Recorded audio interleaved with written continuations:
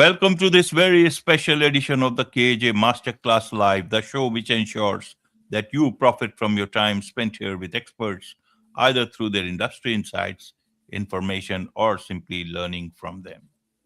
And today we have with us Jackie Pelegrin. She's an instructional designer, author, college professor, and also a podcast host. And she helps educators and professionals create engaging, effective, and impactful learning.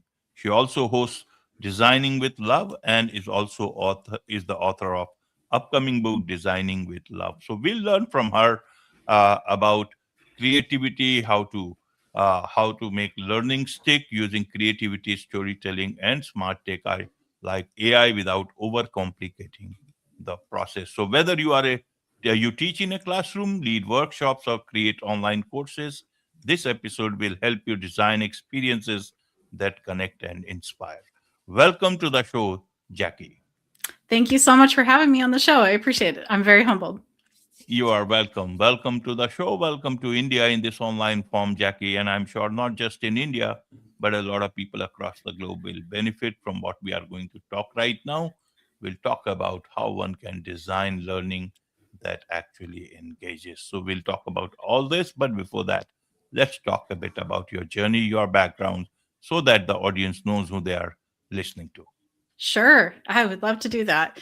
So, my journey was a little bit interesting with education, but I knew that it was something I always wanted to be part of. So, I have my bachelor's degree in business with an emphasis in marketing. Thought I was going to go into market research, and then I decided from the age of 5, my mom actually told me this, that when I was about 5 or 6 years old, I said to her, Mom, I want a master's of business administration when I grow up. She said, Jackie, do you know what that means? And I said, yes, it's a business degree. And I just had this picture in my head of a woman dressed in a suit, carrying a briefcase, going into the office every day. Now I didn't end up doing that, but I did get my MBA, and that was really good because I got to learn about business law and ethics and things like that. Um, and then, I was working in different industries. I worked in the service industry. Then I went to the financial services industry, went back. Then I went to higher education, and I was like, ooh, I really like this. This is great. But it was a high pressure environment in enrollment, and it was just really tough on me. So then I went back to the financial services industry again, and I was like, what did I wasn't thinking straight on that one. So then I found a job in higher education again, went back to it, and I was like, oh, this is great. I love this. I don't have to be on the phones like I was before. It wasn't high stress. And then I found that they were introducing a new program, a master's program in instructional design and technology, and it really piqued my interest. And so I looked at the course descriptions of all the courses, and the light bulb moment happened for me. I think it was my turning point where I went, wow, this is what I've always wanted to do. I just didn't know there was a name for it. And so I decided to take the plunge. I could have done their certificate program and just been done with it, right? 4 or 5 classes. And then, but I didn't think I could really do anything with that. And I just loved the classes so much that I thought, you know what, I'm going to take the plunge and I'll just get a second master's. And in the midst of that, I got my certificate. It was an embedded certificate. And then they had a job opening in the learning and development department there. And I thought, well, this is a good opportunity. But I was kind of hesitant about applying because I was only halfway done with my master's. I was like, well, so I went to my manager and I said, should I go for it? She says, yeah, I mean, go for it. You don't have anything to lose. And I said, okay. So I did that. And then the manager in the interview, she said, you know what? I will give you this job if you promise me one thing. And I said, what's that? And she said, I want you to finish your master's and I'll give you the job. And I was like, okay. So they gave me the job. It was amazing. And I learned on the job as I was finishing my master's along the way. So that's kind of where it all started. And I've been doing instructional design for 15 years now. And I've been in higher education almost 20 years. So I really love it. I love being able to help adults learn and help them to be engaged, because I know so much of the training that is done in corporate training and stuff like that is so dry. It's compliance training and just, things that you have to know for the job. And there is professional development too, where employees can choose what they want to take to help with their personal and professional development. But I knew there were opportunities to make training better, and now I do. Now I work with curriculum every day, so I get to help students now to level up their career or to change their career or go into a new career, right? So it's exciting to be in part of those worlds. I still get to be in the corporate part of it in my job, and I also get to do curriculum. So it's really exciting to see how education has evolved and how it continues to grow and change. So it's an exciting thing to be doing, both in the curriculum side and then also the teaching as well. So I love it. It's great. Absolutely, absolutely, Jackie. So, to understand it better for the common person, what does an instructional designer mean? What does he or she does? What is it that you do? What is it that you want the world to know about what you are doing? And what is it that you want to understand them from what you are doing? Yes, that's a great question because sometimes when people ask me what I do for a living and I tell them I'm an instructional designer, I get that kind of not so sure kind of look like, what does that mean?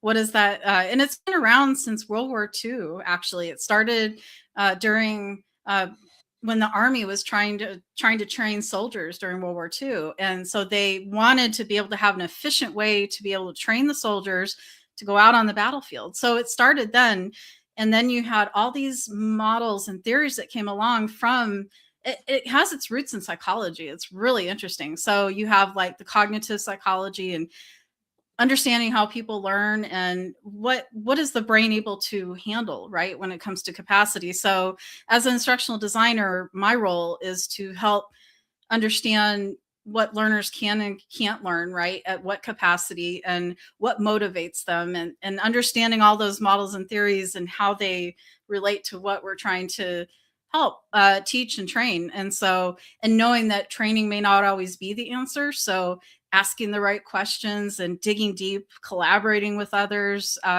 There's project management involved in it. So my business degree actually really helped me and has helped me because I've been able to actually utilize some of those things that are common in business, and we use it in instructional design, and then also the science behind it. So it's an art and a science. It's really an amazing field. And what's great about instructional design that some people may not know is that if you earn a degree in that field, you can go into any type of industry. You can go into K through 12 education, you can go into higher education, right? And then you can go into corporate training, nonprofit, government, military. So the options are pretty much endless. And some industries call it by a different name. Some may, call it something different depending upon which area you're looking into and what your interest is. But yeah, it's basically just helping learners to make that learning stick and to make sure that you're helping them to uh, not just learn the information, but to really retain it and put it into practice. So that's my job, is to make sure it all makes sense at the end of the day. Absolutely. So when you talk about, designing with love and turning Yes. complex learning into engaging experiences, help us understand that part. Why is it that others do not understand it in the way they should be, and learning becomes, difficult for students? So you to talk it more about, instructional design for educators and learning professionals. So help us understand from that point. What is it that you do? What is it that others are not able to do? What are their challenges? Why is it that they are not able to do but you can do? Yeah, so I think what's really great about it is actually there's a lot of educators that actually do instructional design in some capacity. They just may not realize it. So when they may know learning theories. A lot of educators do.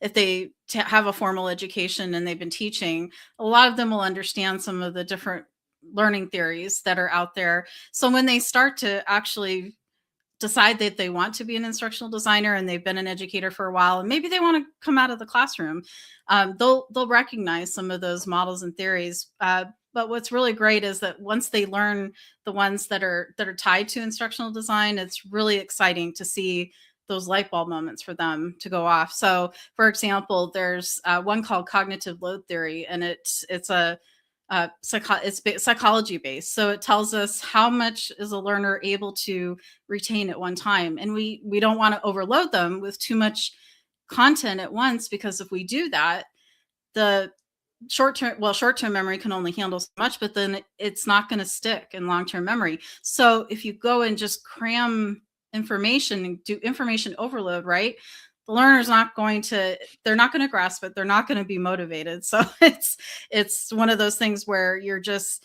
yeah. So I've seen training in the past where it's done that, and so what I do is I help others to help understand that, okay, yes, you want them to learn everything, and that's great. And faculty will do this quite a bit that I work with. I'm like, what do you want the learner or the student to be able to know at the end of this lesson or at the end of this course? And they want to info dump. They're like, I want them to know 15, 20 things. And I'm like, okay, this is great. Let's break this down into more meaningful chunks, and let's chunk it out, and let's break it up so that we can make sure that we're teaching it in a way that we're not overloading the learners, and that we can understand, okay, once they master this, we can move on and we can have them learn more complex things. So there's definitely great models and theories out there that can help with that can help motivate learners, that can help ensure that they're not overloaded with too much information, and that we're able to go from the more simple to the complex, and make it so that you're giving them that motivation along the way. And it's not just, oh, I'm learning this just for the sake of, but they know that it's going to help them down the road too. So it's really exciting to actually do that, and to be able to help other educators and help those that may not be in education to be able to make more of a difference. And I've worked with a lot of individuals in different capacities that once they realize what we do as instructional designers, and what I do, then they actually want to go into it. So it's really exciting to see them get excited about it too. So it's a lot of fun. I enjoy it. Absolutely, absolutely. It's a lot of fun. So, when you Yes. talk about blending creativity with practicality in your work, and you want it to be engaging, you know, how do you do that? Everybody may not, be so curious about creativity and all those. Or is it that people are?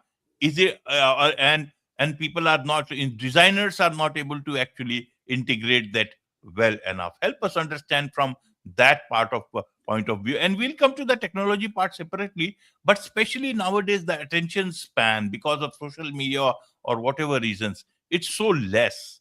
So how does one, you know as a as an educator, bring all these things together and make it very interesting when you talk about, so that it sticks? How does he or she do that?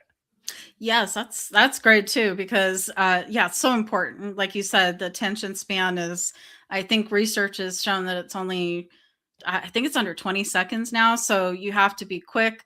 So one of the things that, and a lot of my students like to create in the classes that I teach, and I try to advocate for it as well, is what we call microlearning. So it's focusing on one objective or one area within that subject that you're teaching, and it gives you those short bursts, like short videos. Or gamification is very popular because it allows, but it has to be meaningful. It can't just be eye candy, right? It has to be meaningful. So if you're going to do gamification, you have to make sure the token system is one token system, and that it's not just there just for the sake of, but it actually provides meaning. And the learners are able to say, okay, well, if you're going to have this token system, and I'm going to be able to trade this token for to unlock more challenges or to get something at the end, then you have to make sure that it's attainable for them, but it's not too easy, right? Because you're going to have learners at different levels, and some, like you said,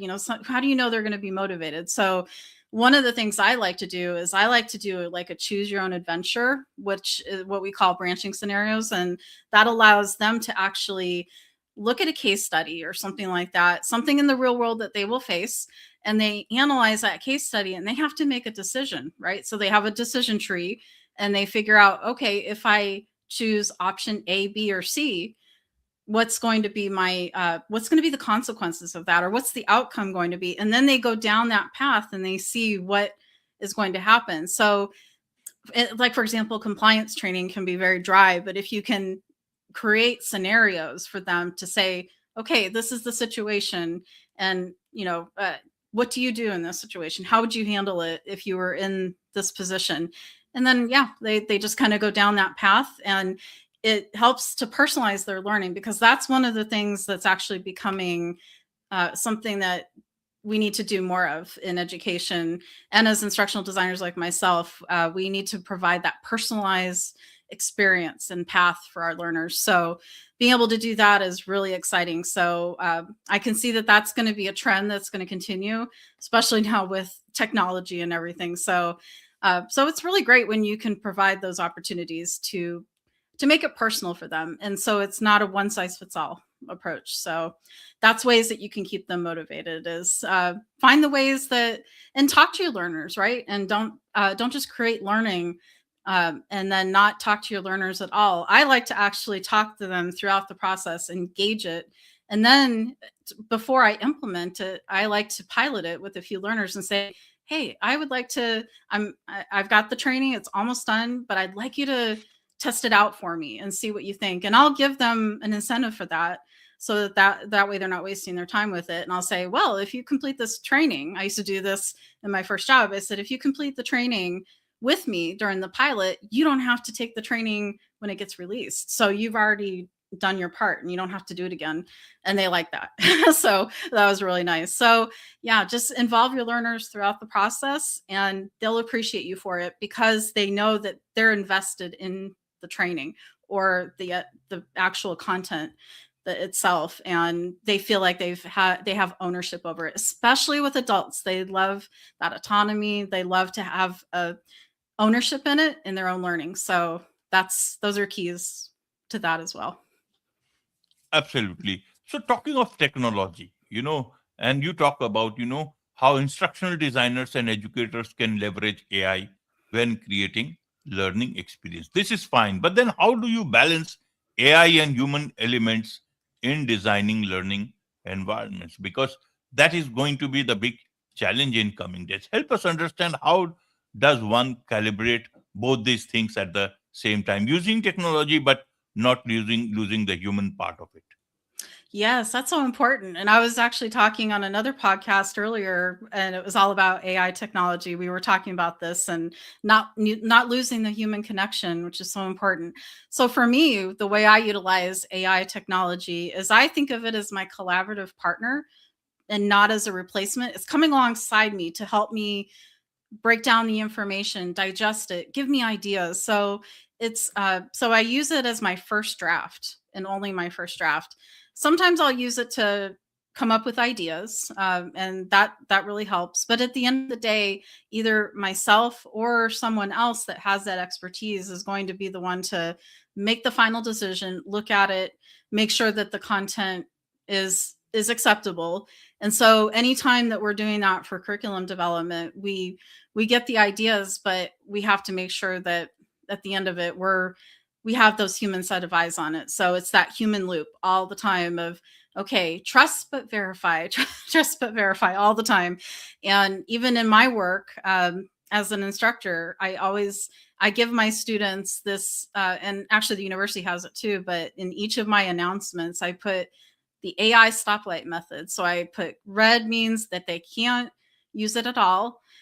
Yellow means they can use it, but with caution. And then green means, yes, they can use it, but they still have to document how they used it, and they have to be able to cite it properly. And so it's not something that they blindly use, but I always invite them to ask me questions if they aren't sure about the technology and how to use it. So I always have that open door policy, right? To make sure that my students don't feel like they're tippy toeing around it, and so it's really helpful to have that. So with the curriculum, yeah, we make sure it's always the human eyes looking at it. And I use it for my podcasting too, but I always make sure that I don't just take the AI for what it's telling me, because I've noticed that it tends to add fluff to things and it repeats content.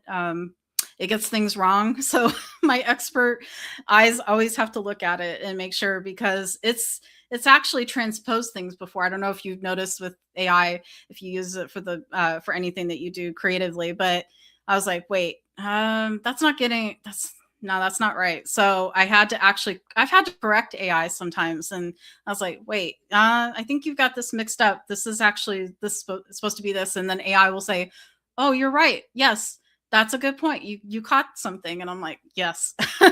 So yeah, so I think it's, because you can do great prompt engineering all day long, but if you're not actually taking the time to look at the content and what the output is giving you, then it's going to, as they say, if it's not good going in, it's not going to be good coming out either. So you're not going to get good content. So yeah, so it's something that we're actually trying to do in our department right now, because what we're finding is that new curriculum developers in our department they don't know the content very well, especially when it's complicated, specialized content like nursing or counseling.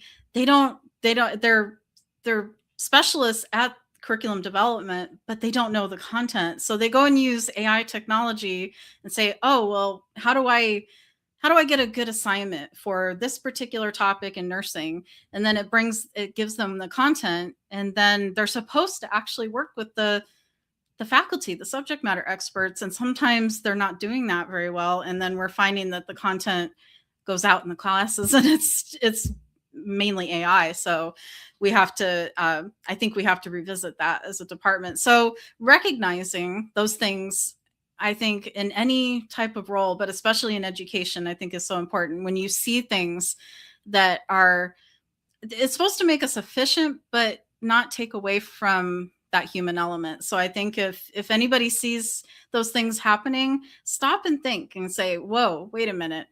What do I see a pattern that's happening here? And then have that conversation, right, with your manager or with someone in your department and say, I see a pattern developing here.